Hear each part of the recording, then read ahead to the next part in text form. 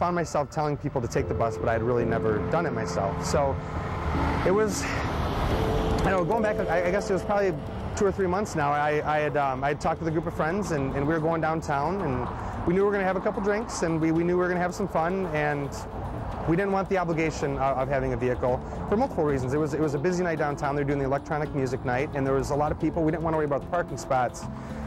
It seemed like such a natural thing to do, and I'd been wanting to do it for a while. So with the support of all my friends, I'm like, hey guys, we're taking the bus. We got on the website, we looked up the bus times, and saw, I think it was like 8:55, and it continues to be the time because now I've since taken it. It's like pretty much the 55 of every hour. I know I can walk over and get my bus around the corner from my house, and yeah, we headed over there. It was raining. We got there, and there's this a great bus shelter. We kind of hung out. The bus came, and they saw us on the other side of the street. He slowed down. I got on, and it told me where I was. The little guy on the bus, which was helpful. I was a little scared kind of going into it. I didn't want to look like a newbie. I didn't want to look like it had been my first time driving. Everybody else on the bus had taken it before. I didn't want to be the person who walked in and I didn't know what I was doing.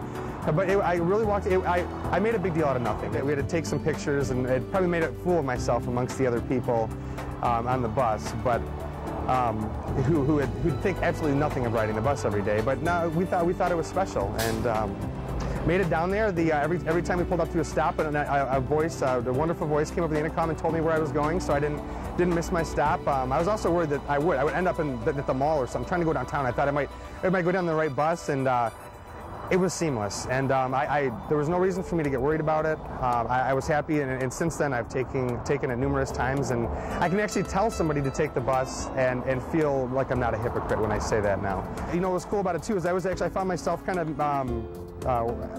working on my BlackBerry or listening to my iPod. I just kind of doing things and continuing my life versus getting in the car and kind of, I got to do this real quick, get to my place and get off. I think it's something that we should build upon, and we should value it, and I don't think people should be afraid to do it. It's really not as scary as you might think. Worried about looking like a newbie and maybe messing up and not knowing the system itself. I found that everybody along the way was very helpful.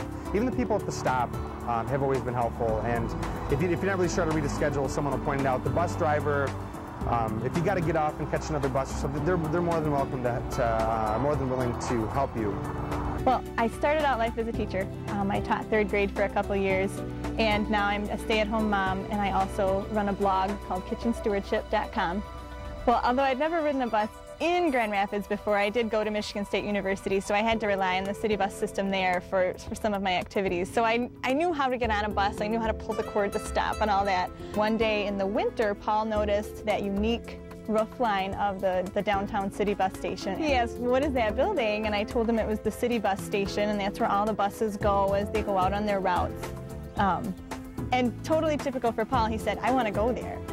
And I had the right attitude that day. I said, okay, well, we'll go there someday. We'll plan a trip. And he believes everything I say, so the next time we passed the city bus station, he said, when are we going to go on a city bus ride and go to the bus station? And so all winter we were kind of talking it out, and it became a real thing, and we decided we could go to the Children's Museum to give us somewhere to go, and we wouldn't have to park in the parking garage. And so it was kind of 6 months in the making, the whole trip. Paul was curious about a lot of things. He notices everything, so he noticed that there weren't any seat belts, and he was asking questions about everyone getting on. Where are they going, Mom? And why are there so many people at this stop? But there was only one person at the last stop. But the experience overall was pretty fun, especially with kids. Anything new with kids, when you share it, it really expands your experience. It makes it a different experience. Paul was excited to pull the cord when we had to get off. I would definitely recommend this as a field trip for $3 to ride the bus around town both ways and get back home.